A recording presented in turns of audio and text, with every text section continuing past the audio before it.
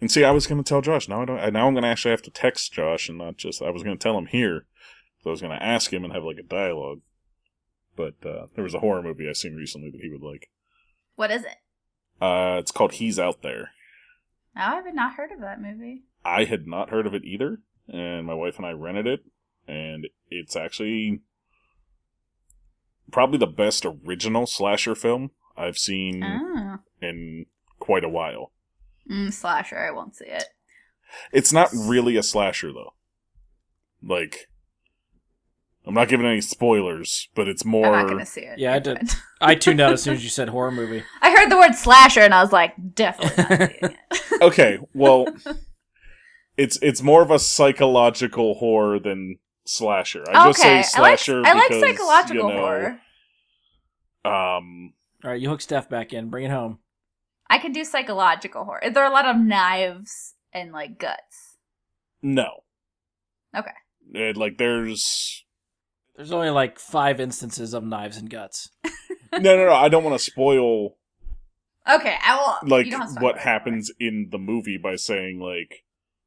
This many people die. Yeah, like... It has tropes of a slasher, but it doesn't follow the body count's gonna start racking up kind of thing. It's more... Okay.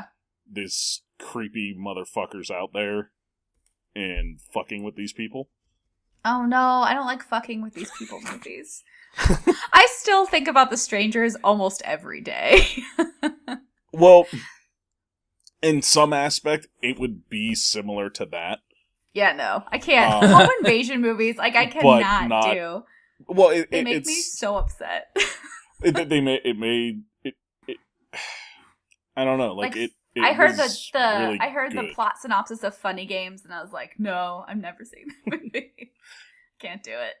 I only like horror movies about supernatural things because I can, like, I know that's not really going to happen, but, like, actual, like, home invasion-y stuff, I'm like, well, that could happen to me tomorrow, so I don't want to watch a movie about it. So wait, my takeaway from that is you don't believe in ghosts? I do not believe in ghosts. I only believe in, like, nice ghosts. Casper's fine, but everybody else...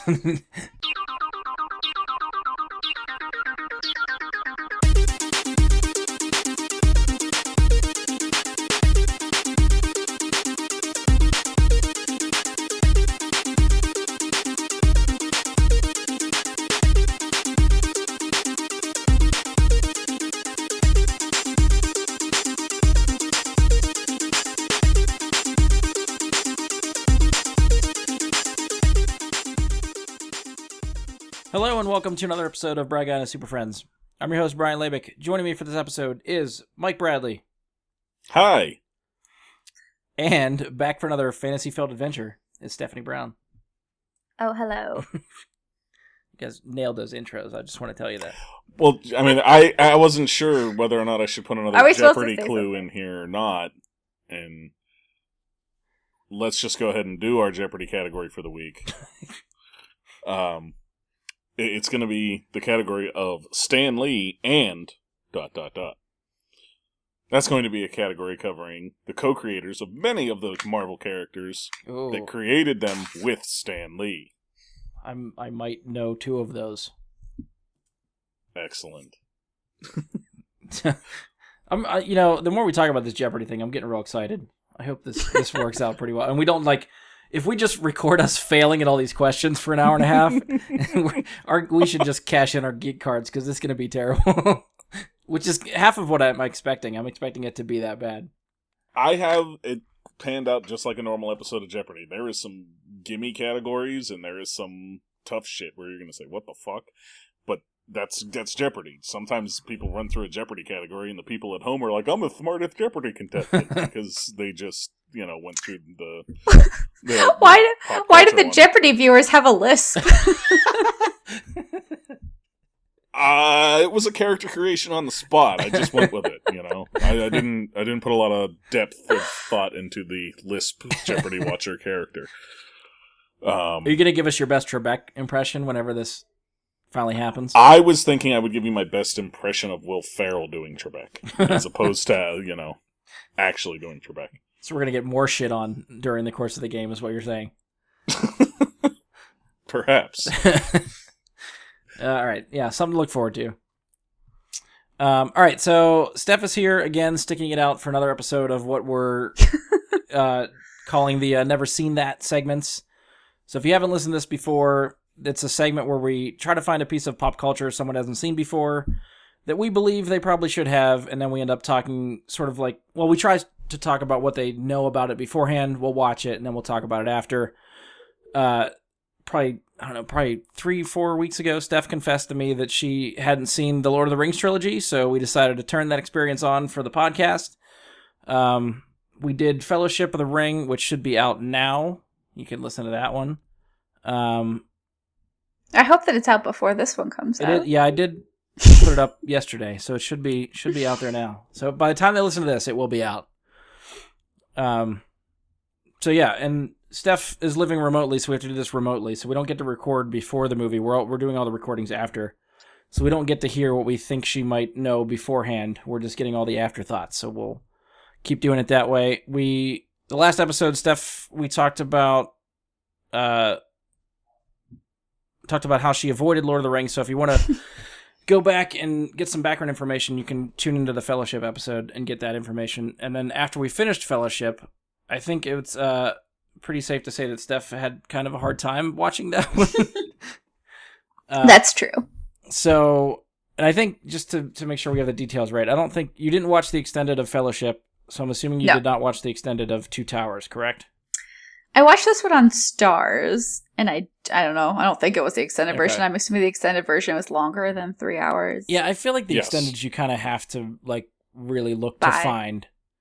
That if you're just finding it on a movie channel, it's probably the theatrical version. So I was actually surprised on something similar recently with Amazon Prime when it was probably about 2 months ago, they added Watchmen to their library of movies to watch. Mm-hmm. And they added all 3 versions of Watchmen. They added normal theatrical, and then they added the extended, and then they added the full story that had like the cartoon parts of it too. Huh. And I was really surprised by that. Like I've never seen, and I haven't seen them do it for Lord of the Rings or anything else. But yeah, that would definitely be the exception then, because I don't remember seeing that either. And I'd also like to point out that you said she's living remotely. What does that mean? Well, you know, not living in either of yours houses. Yeah, exactly. She's not with us or around us. Yeah, I know. It just struck me as something funny to hear somebody say she's living remotely as though she's Robinson Crusoe in the woods. I am living in metropolitan St. Louis. Yes. Where are we going? So I think we ended the last episode saying that we expected her to enjoy Two Towers more. So let's start there, Steph. Did you enjoy the Two Towers more than Fellowship? Yes, I did. All right, a lot more start. Or a little more? Medium amount more. Okay, that's more than I expected, so we will take it. Yes. I think one of the questions I forgot to ask after or near the end of the last episode we did was if you had any predictions for the next movie. Was there anything that you sort of thought? Well, I think we texted after we recorded, and I don't remember what we talked about, but was there anything that you sort of expected to happen after Fellowship that maybe paid off in this movie? Anything you got right? I expected Gandalf to not really be dead. That was the biggest one. And I expected a giant tree person to show up, so I was right about that. No, I'm just kidding. And I thought Gollum would probably be a bigger thing in the next one because I hear about him a lot, and he wasn't really in the first one very much. Right. That was really the extent of the predictions that I had. So there you go. You're 3 for 3. Yeah. So you're giant tree person. Really right on with that one. That one I just came to me in a dream. I think for Fellowship too, you were talking about how the characters felt kind of flat. So I don't. Did they feel any better for you in this movie? Anybody stick out to you a little bit better? No. I mean, I think that Gollum is 100% the most interesting character in this series so far. He's the only former hobbit that has, I don't know, any nuance. I don't think anyone else really does, for the most part. Pretty much people are like cut and dry. They have a personality. Maybe Frodo has the most like inner turmoil of anybody, but I found Gollum to be actually very fascinating as a character. I think that's spot on. as far as Gollum being the most deep character that you've dealt with so far. And I think, when you get to the third movie, some of these characters' stories start to pan out more, and you get to learn more about each one of them. But up to this point, yeah, Gollum, is, I think, very well done. This is all really one big story. And so, as you get the characters more and more fleshed out through each chapter of the story, I think it's much better for some, and some will remain fairly static and not very dynamic, but still fun. Like, I personally, I don't think Gimli was ever a very deep and dynamic character, but Gimli is fun. Gimli's he's a funny character, he's fun to have around. But I'm surprised that you didn't find any depth in Sam at all yet. I guess. I don't know. I guess there's definite. I mean, I thought that his and Frodo's debates about Gollum's intentions were interesting. But I see them more as two sides of a debate, and not. I mean, the problem is also that I only saw it once. And I bet if I watched it a bunch of times, I would really get more out of it.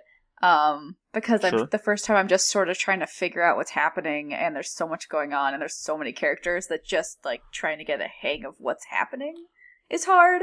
And so it's also 100% possible that people have more depth than I'm giving them credit for. It would take me watching it a couple more times to be able to pay more attention to character motivations and change over time. And that's why I think this is fun for us, because we've seen it numerous times that we're trying to get that stuff out of you, but for someone seeing it for the first time, it's interesting to hear what you pick up on and what you don't, and what requires almost repeat viewings to see. Yeah. Well, and I think in this, in Two Towers specifically, the world that they're in expands so greatly, so quickly, that it could be overwhelming to try and figure out what the hell it all is going on. Because it goes from, a band of travelers seeking the mountain in the distance to go and destroy this ring, to now there's Rohan and Gondor and Isengard and all these different places that are actively participating in this story that all pop up in this one movie, and putting all of them together will take more than one viewing. Understanding what all's going on. Yeah. I think we talked about last time too how it was a little bit harder for Steph, for you, with the whole group together. You weren't really sure how you felt about the big group for the Fellowship. Now that and this was split in 3. Right. Yeah. Is that any better for you, or would you still find it hard to follow and didn't really care for anybody? No, I mean, the 3 thing was interesting. I wasn't really understanding what was happening with the tree stuff. I mean, I was like, I guess this is happening, but it would just flash back to them. I was like, they're just still being held by this giant tree. Is anything else happening in this storyline? Pacing wise, I think that's the part of the movie that slows down for me. It's all the stuff in the forest. It's necessary, but it's a slog. I read that there was originally, it was supposed to be 2 movies, and the second movie sort of had to be taken from the other 2 original movies. That was what I read in my research today. And so maybe that was a function of that. And everybody, even the people who didn't like the movie in the reviews I read, thought that the battle scene was really impressive. Yeah. And I can see that, intellectually, but, battle scenes are not my thing. So I was like, that's the most interesting part of the movie. It's gonna go over. I'm like, yeah, it's a battle scene. I don't know. Well, go ahead. No, I was just gonna say, I think visually, especially for when it was made. Again, this is another issue with catching up on it after. But it's hard. Visually, I know. They're able, and you can slow down those scenes and see all the individual, orcs that are lined up outside of Helm's Deep, that it was very impressive to see at the time. For sure. I mean, the motion capture with Andy Serkis is also really... Wow. I mean, groundbreaking for this movie. Yes, and it's Andy Serkis as well, so Yeah. you know you're getting quality. Go ahead, sorry, I didn't mean to... No, you're good. Oh, I don't know. cut off your train of thought there. I think My train of just- thought? Oh, sorry. Go ahead, Brian. no, I was just to say going back to Gollum. I think Steph, you and I were talking. I think maybe when you were watching it too, that the about the motion capture and stuff, how well that might hold up over the years. Because, like we said at the time, that was groundbreaking stuff. Visually, it looked amazing. Andy Serkis's motion capture was he? He wasn't like Oscar nominated or anything for that, right? That was a big thing that he was. They were still trying to figure out how to nominate people for that kind of stuff, but it was always something he probably should have got nominated for. It's something they should have eventually a category named after him for. Yeah. Yes. Yeah, I think every year that he does something, people are like, we need to figure out a way to award him something for his work he's doing. Honestly, he deserves Academy Awards for his work as Gollum and Caesar. Yeah. Snoke, some of the other characters, not really Oscar worthy, but those two definitely are worthy of awards. Yeah, I agree. But Steph, I think we're again talking about how well that held up to you. Did you think that held up over since it's been? Now I don't remember what year Two Towers came out, but I know it's been over 10 years. 2002.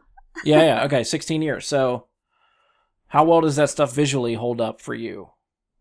Okay, so at first I could not look at Gollum, it was totally freaking me out, on a visceral level, his creepy bone, he was like a baby, like a preemie baby, but with bones, and I didn't like it. But when I got more into his character, I could look past how viscerally creepy I thought that his body looked. Okay.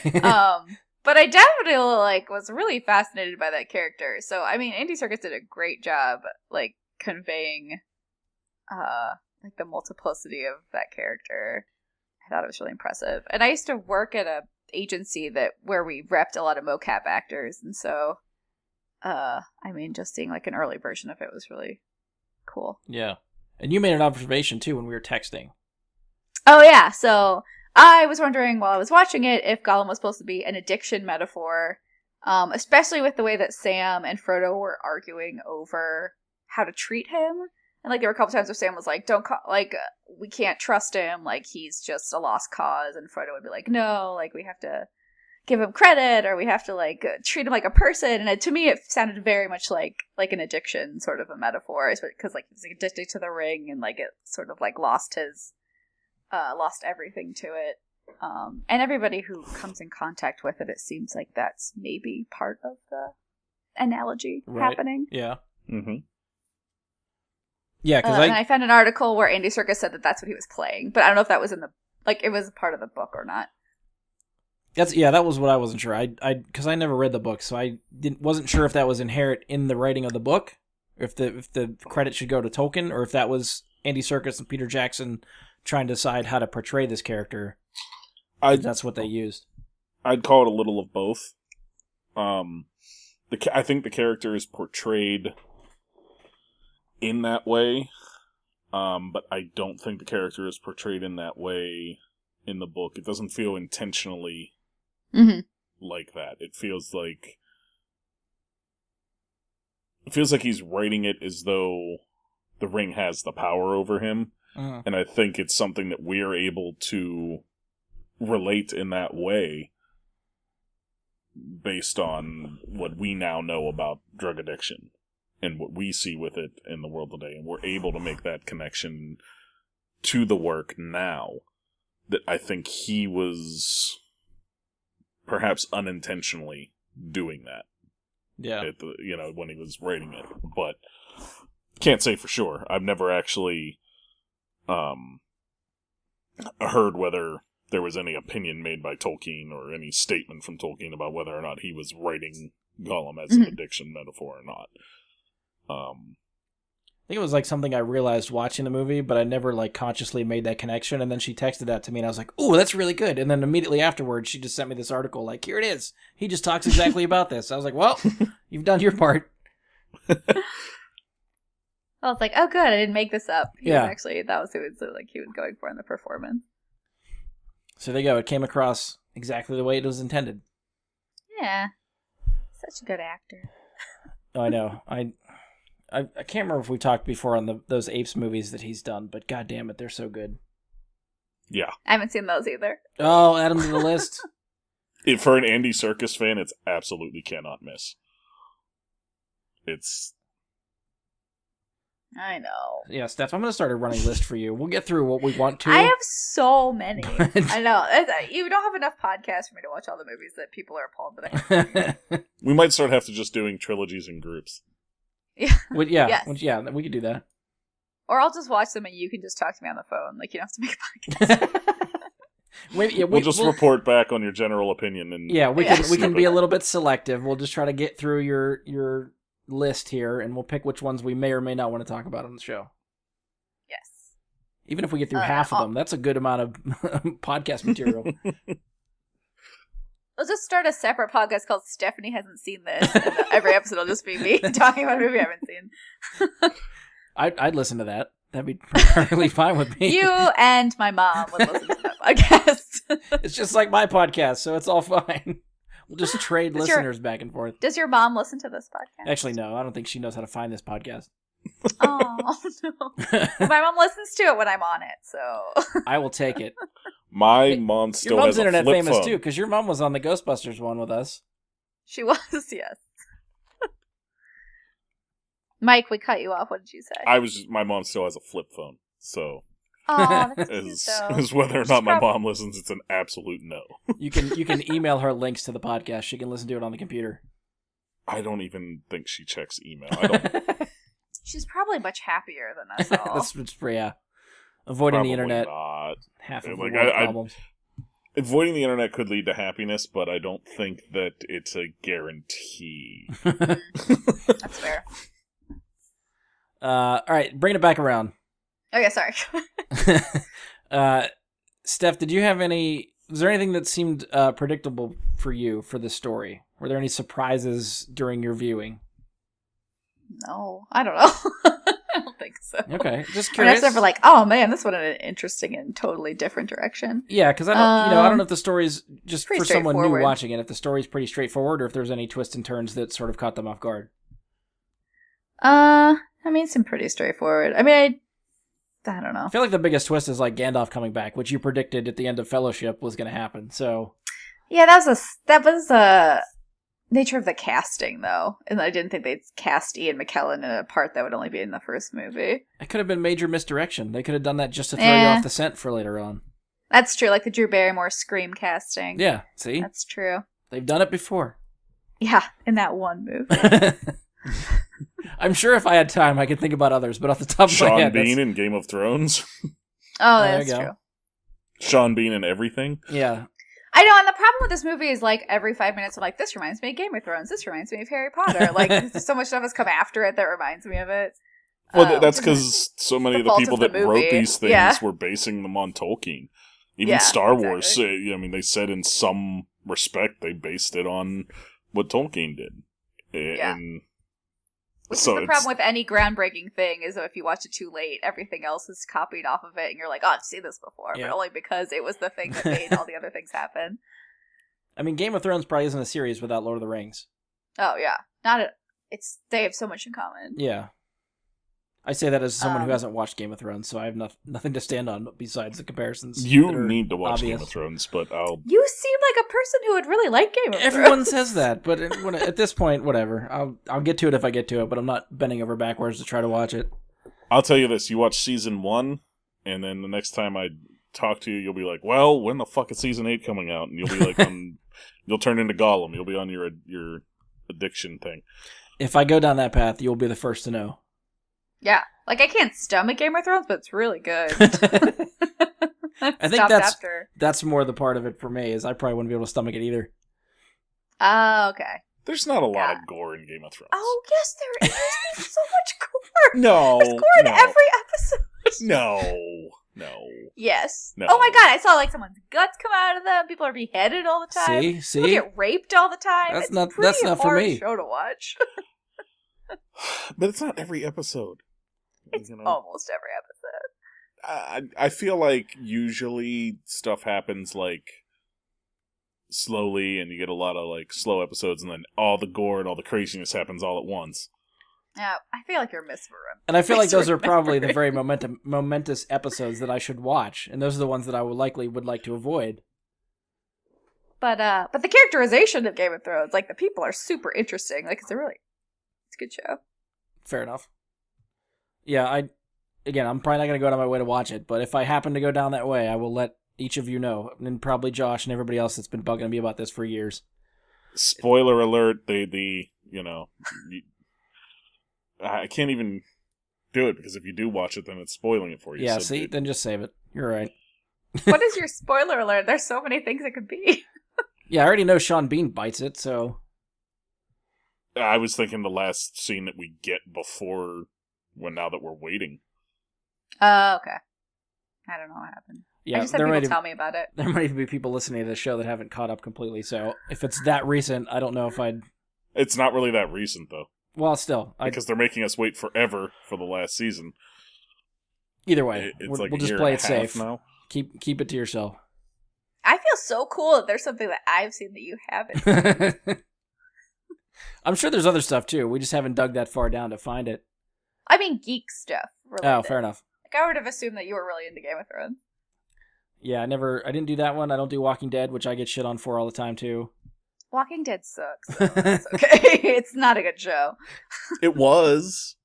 Was it? Yes. Yes, it was. Maybe. I watched it for a few seasons, and I was like, this show isn't good. Why do I keep watching it? I don't enjoy it. Honestly, well, yeah, I'll let him steer us back, but after season 3, it went way downhill. Was that the farm season? That was the last season I watched. That was season 2. Oh, really? That was that early? Maybe I watched half the prison season. Yeah. And I gave that's up. Anyways. It's all gibberish to me, so. All right. Anyways. Back around. I know we asked this the last time. I'm going to ask again just in case. And even though I have a feeling I probably know where the answer's going. Favorite character now? Ugh. I think Gollum's my favorite character. He's the only one you've really talked about at any length. So. I know. I really like him. I felt so sad for him at the end. Like, I almost cried. Oh, we might actually get some emotions out of you for this movie. I was like, poor little guy. He's tried so hard, but he has this evil person inside of him. See, it's times like this I wish I was there watching it with you, because I want to see you talking to the television. Oh, no, I was, like, very affected by his story. Nobody else's. Like, everyone else, I'm like, whatever. All right, so this could be a fun follow-up question then. Least favorite character? Ugh, I don't even know. I don't think I feel strongly enough about anybody to have a least favorite character. There was none of them that you just, like, hated so much, or just... Not even Wormtongue? I mean, I guess, but you need bad people.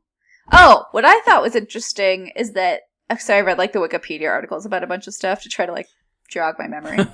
And they said the Wikipedia people, said in the book that the king, whose name I'm going to pronounce wrong because I can't remember it, Theoden or whatever. That's pretty good. Close enough, yeah.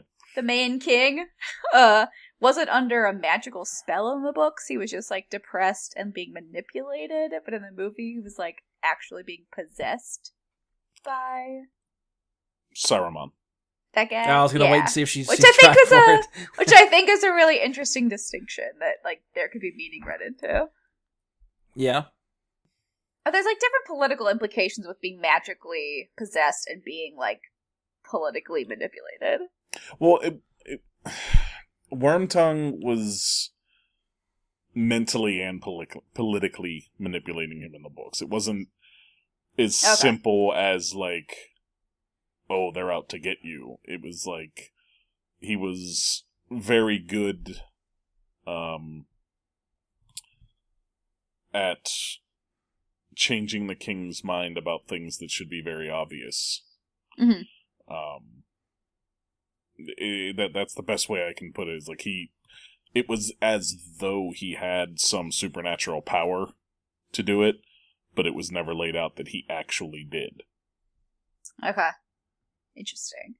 At least that's the way it seemed to me. It's been a while since I read it, but that's the way I would remember it.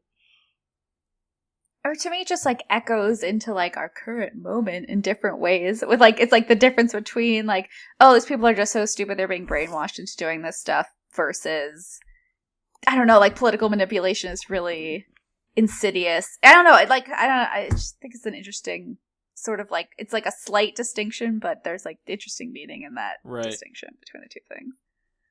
See, Lord of the Rings is timeless. No, yeah. I mean, I think that the Saruman thing is very, and like the way they were manipulating that. See, this is the problem if we try to talk about it with not remembering stuff. That kingdom into like doing what they wanted them to. Rohan. I thought that political analogy was an interesting storyline. Gotcha. And I mean, you see, even in the Two Towers, the reason they were doing this to Rohan, why Saruman targeted Rohan, is because of their military strength, because of the riders, the Rohirrim, and their okay. They have the ability to stop the armies of Isengard, and trying to keep them out of that, trying to suppress them passively as opposed to actively with military might. Yeah. Okay. Yeah, that was also the other most interesting thing, I think, in the movie. Okay. Was that storyline. I was severely disappointed by the only other woman that's been on screen so far. It's like every woman who comes on screen just falls in love with Aragorn. That's like their only plot point. And she said she had one good line and that was it. I was like, oh, God, really? Yeah, we'll come back to that for the next movie, I think. Yes. For sure. Yeah, that's... that overall is the most irritating thing about the entire story to me. Is that they're all falling for Aragorn?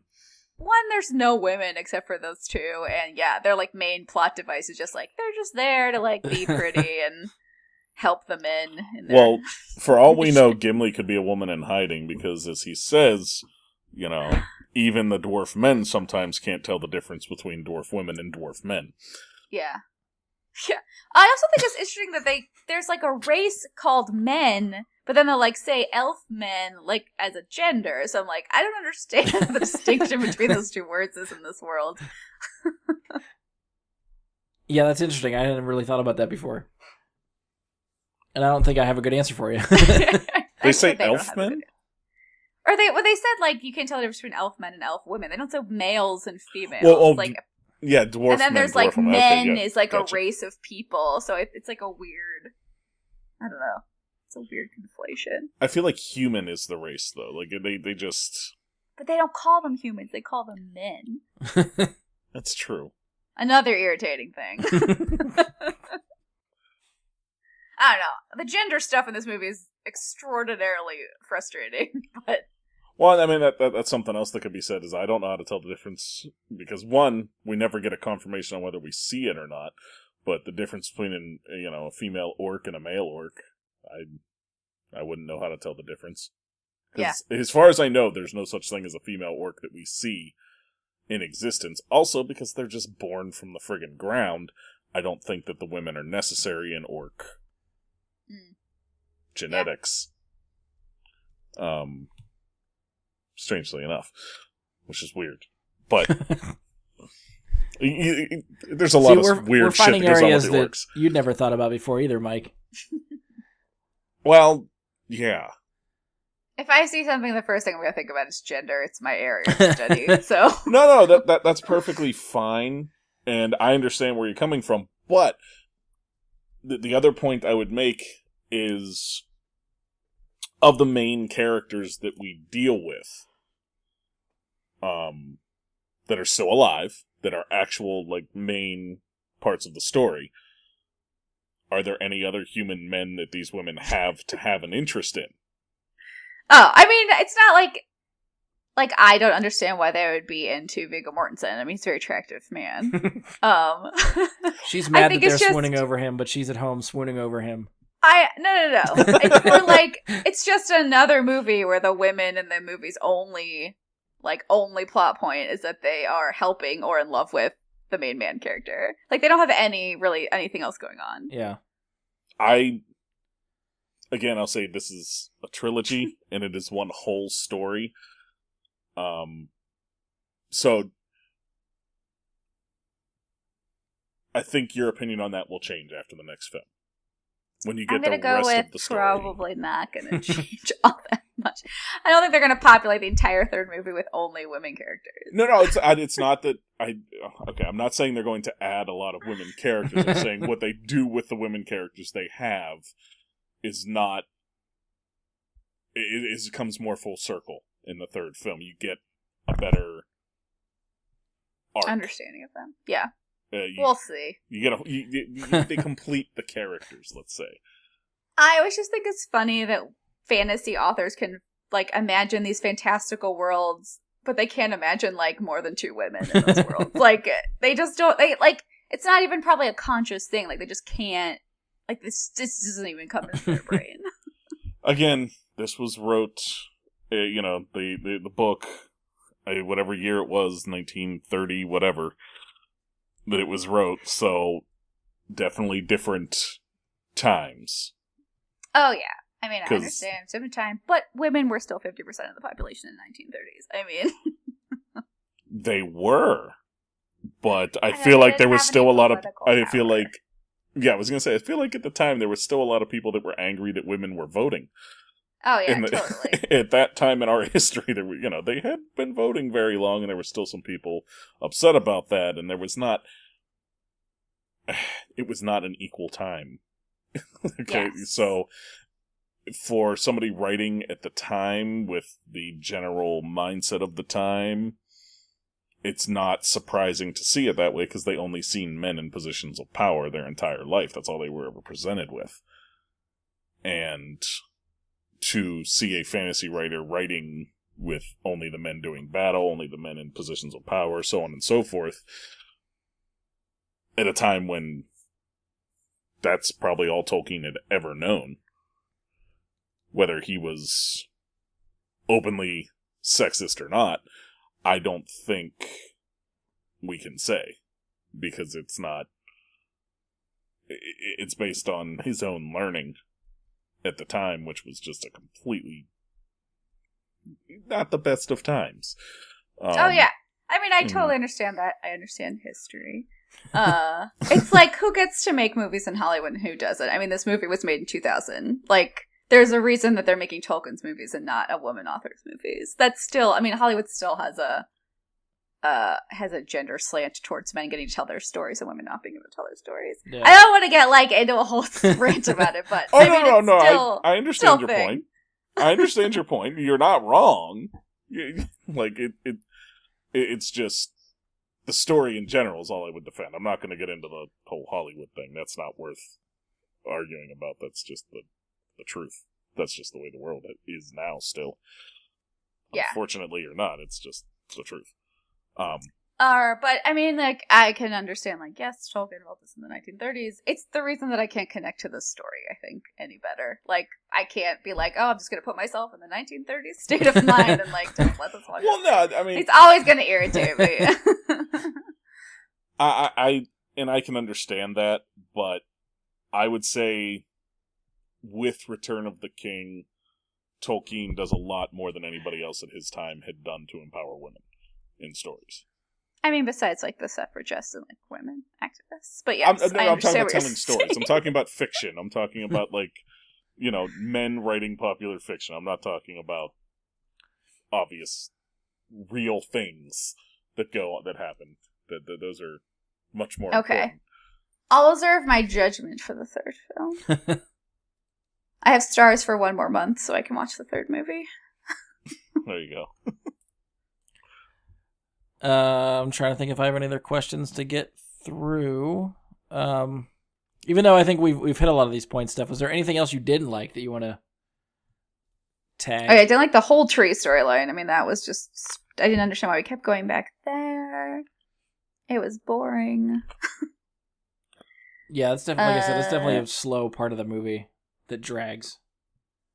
I have, like, my questions that pop up every time I watch something where I'm like, I know I should be suspending my disbelief. Like, could they just been in this forest this whole time? How are they eating? Like, what are they doing? Because, like, lots of stuff would be happening in all the other storylines, and they come back to them and they'd be still being, like, in the clutches of this tree. Yeah. Like, I don't know what's going on. I think, in that respect, at the very least, it's not so much suspension of disbelief as it is that time is a little bit convoluted. Yeah. And that where we're seeing actions happen may not exactly be concurrently at all times. Mm-hmm. That's fair. That was my take, at least with the tree thing, because he's just walking and walking and walking, and then they start bitching at the trees because the trees are taking too long to talk, and it's like, how long did that really take? Like, at what point, like, the only things that you, like, have definitive proof for happening concurrently are the battles at Helm's Deep and the trees attacking Isengard. Yeah. Yeah, it's true. What's the thing? The movie establishes that the trees are very slow, so I wouldn't be surprised if it takes them that long to just accomplish anything. Right. I mean, they're trees. It makes sense. They're probably not very dexterous. Yeah. I think there's anything else I was, like, super irritated by. I don't know if we'll get an answer from you for this, but any favorite moments? Not characters, just anything that happened that you liked. Favorite moments? I don't know. I think the problem is that I watched it a week ago and didn't write down my favorite moments while I was watching it. So I'm keep sure some that of these there questions was a in favorite mind for the moment. next one. So I will. I know. I'm sorry. No, you're good. You're good. I think we've got most of mine. Mike, you got anything else for her? What did you make of the change from Gandalf to being a Grey Wizard to a White Wizard? I honestly didn't get it. Like, I didn't understand. Like, I knew he was resurrected, but other than that, I didn't really follow, like, what change he went through. Or what is the difference between what is a White Wizard? Like, what does that mean? Okay. Damn, now I'm not sure if I'm going to spoil anything or not. Is it a thing that comes into play in the third movie? I can't remember if that's Extended Edition Two Towers or if that's Return of the King. Okay. That's what, like, if it's Extended Edition Two Towers, I'll happily explain it. If it's in Return of the King, I really don't want to ruin it. And I'm trying to remember. I guess it was a thing I'm supposed to know. I don't know if they actually really get into much detail about it either. As far as the movie's concerned, anyway. Okay, it's in one of the extended editions that you get the full story of what happens to Gandalf after the Balrog whips him down into the pit. Like, as you know, as in Fellowship, when Gandalf gets pulled down. Mm-hmm. I think it's in one of the extended editions where they give you a good long treatment of what happens from there until he ends up a White Wizard. But basically, White Wizards are significantly more powerful. Okay. Significantly more pure. Supposed to be, which is why Saruman's corruption is a big deal. Because a White Wizard is supposed to have experienced either death or near death and overcome incredible odds to be imbued with the power of a White Wizard. And have a deeper respect and understanding of the world, kind of thing. Like, even more so than a Grey Wizard would. Okay. Mike, let me... So was Grey Wizard already a distinction?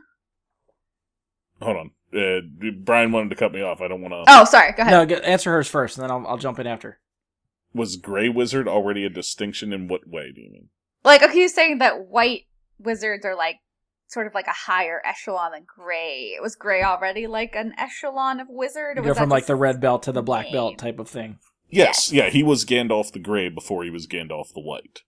And that meant something. I thought Gandalf the Grey just meant, like, he had gray hair. I didn't know that was, like, a wizard distinction. Yeah, the wizards that we meet in the movie series that you may encounter. Have you watched the Hobbit movies? No. I mean, the beginning of one, but not the whole thing. Okay, so you meet Gandalf, who is a Grey Wizard. You meet Gandalf becoming a White Wizard. Saruman is a White Wizard, and you meet Radagast in the Hobbit movies, who is a Brown Wizard. Okay. The Brown Wizards, like Radagast, are of nature. They he is very much at one with nature. He's rather disgusting. It's like birds nesting in his hat and bird shit all down through his beard and stuff. He's not. He's definitely a woodsy dude. Is a good way to put it. Radagast, the woodsy dude. Yeah, Radagast, the woodsy. Um, a gray wizard, it's just it is just kind of a step down. It's not. They're more colloquial as gray wizards. You know, that's why you see him cavorting about with the hobbits, and you know, they're just kind of, they're powerful, but they're, I don't know, it's hard to explain. No, it's okay. That's helpful. All right, so I'm going to jump in because I don't know if I'm interpreting this right either, because I haven't read the books or checked out any other knowledge or information about the stuff. So the whole hierarchy thing is news to me too. But I always saw the White Wizard as sort of like the Highlander, like there can only be one. And when Saruman gets corrupted, he's no longer the pure White Wizard. So when Gandalf dies, he sort of inherits that mantle and becomes the new one. Am I interpreting that correctly? Does that make sense? I don't remember if that was... So, like, when Saruman becomes a bad guy, he is no I mean, longer the White Wizard. He might look white and have powers like a White Wizard, but he is not the White Wizard. When Gandalf comes back, he is the White Wizard. Yeah, so, like, the world is seeking a new White Wizard. Correct, So yes. Gandalf is he fills the selected void. choice. That may be the case. I don't remember something like that in the books, but that's actually a good interpretation of it that I actually really like, and I think I'm going to adopt that view on it. Because that was how I saw it, but the whole you explaining the hierarchy thing could be an explanation for it too. So well, either, I mean, way, even with the makes sense. hierarchy explanation of like the White Wizards being the pure, being the most powerful and all that, that doesn't mean that you're wrong. You know what I mean? Okay. Because yeah. It in the books, there only ever is Saruman and Gandalf at one time described as White Wizards, and if your assumption is correct that because he was corrupted, Saruman was no longer the White Wizard, and that Gandalf was the White Wizard, which is why, like, you see the difference when they reveal, Saruman. Like, that's actually a really good explanation for it, is Saruman's reaction to him revealing, like, you know, oh, Gandalf the Grey, you have no power here. Right. And he's like, but I'm Gandalf the White. And then he's like, oh, shit. Because in Saruman's mind, he is the White Wizard, so there can't be another one. Right. So, yeah, I could see that. So when he reveals himself as Gandalf the White, it's, you know, Saruman takes that instant of like, oh, shit, I don't have all these powers the way I thought I did. Right. I just know how to do this stuff. And the universe is chosen against me. I like it. I like this train of thought you're on there. Does that help you, Steph? Yes, okay. That makes sense. Anything else for her, Mike?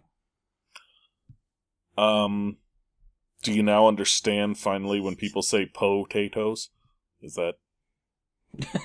I'd never heard anyone say that before. Oh, no. There's memes everywhere. There's lots of memes. Yes. That is in this movie, right? That's not a Return of the King thing. I think it's this one. Okay. When he gets all angry about the taters. I can kind of... Mm-hmm. Yells at him like, oh man, I've been missing memes, I guess. Or maybe I've seen them, I just haven't stuck, so I was like, didn't know what they meant. Yeah, you got the Sean Bean meme in the first one, so... Yes, I see that one a lot. I was like, oh, this is the meme. Now I'm trying to think if there's a specific meme from Return of the King that you should keep your eye out for. That I can't think of any off the top of my head. So many memes. Honestly, I'm not sure where some of, like, all of them come from. Like, some of them I see, and I'm like, I'm not sure which movie that actually is. I'm sure you can just type Return, like Google search. Yeah. Return of the King meme. Well, hell, that's one of my favorite subreddits is the prequel memes for Star Wars. It has like 600,000 members of prequel memes. It's all just different prequel memes to fucking laugh at. It's great. Steph, you have any questions or anything that you need clarified from us? That wizard one was one of the made ones. Okay. We knocked it out of the park. Next. Woot. I think that was it. I've gone through all my notes. Okay. Fair enough. Yeah. What do you expect for the next movie, then? That was going to be the one I leave us with, too. I mean, I expect that they're going to get to Mordor, right? Probably. That's where they're all heading. Yeah, they all die at the gate. A happy they ending, get there, or and it's just an boom. epic fail? Oh, I mean, it's got to be a happy ending. I mean, it's like a straightforward good and evil story. I'm assuming it has to end with the good triumphing over evil. You think everybody's going to die, but they're going to succeed? Any deaths on the table? I know that no hobbits die, because I read an interview that I probably shouldn't have read already. Oh, spoilers. I read like 20 mind-blowing facts about the Lord of the Rings series, and one of them was that originally it was at Miramax and Harvey Weinstein really wanted them to kill a hobbit. And I'm assuming since that was one of the facts that no hobbits die, but maybe I'm wrong.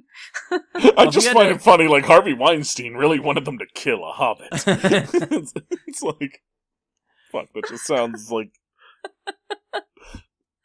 Well, let me ask you this, Steph. If you had to put anybody on the chopping block, who would it be? I could see Gandalf actually dying. Okay. And I could see Aragorn dying. Okay. So everyone's in love with him. I feel like romantic leads die a lot. I don't think... Oh, and I guess I could see Frodo dying to, like, save everybody else. That's fair, yep. Now I can see everybody dying. It's like no one dies or everyone's like, I can see Gollum dying. I don't know. The domino effect of everybody going down.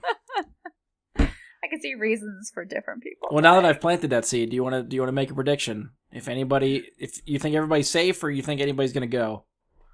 Okay. Orc number 374. Yeah, exactly. I think there's going to be a lot of like casualties of hordes of faceless beings. Well, you're not wrong. Okay. I'll say Gollum dies. I'll say Gandalf dies. I mean, Saruman will probably die, right? Because he's the bad guy. Did he already die? No, right? No, you leave two towers. He was trapped at the top of the one tower in Isengard. I could see me being like, this person's going to die. Like, he died in the first movie.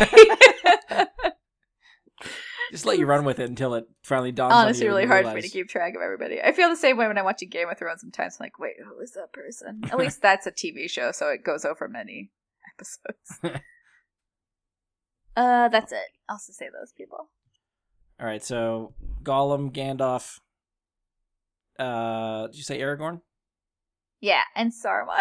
It's too many okay. people, but one of them will probably die, right? So I'll get some. You get half credit. Okay. See Excellent. how You definitely close don't you have to devote a whole podcast to watching the last movie. I could just come on for like a segment. Oh no, we're making it a whole thing. Even if it's 20 minutes, that's fine. We can keep it short. We'll just keep it with, how close were you with your predictions? Who do you still hate? Did you actually like anybody? Did you like the movie? And we'll leave it at that. Okay. I say that now, but then I'll probably come up with like 20 other questions between now and then. I'm going to take better notes next time. Yeah, don't lose your piece of paper a week later. I put them in my phone. It's just that my phone's really far away. Okay. It's on the table across the room. That's actually true. All right. Any other final thoughts, last stuff, or we'll close it down? Nothing? This won't come out before the election. I would say everybody should vote on Tuesday. This will not come out that quickly.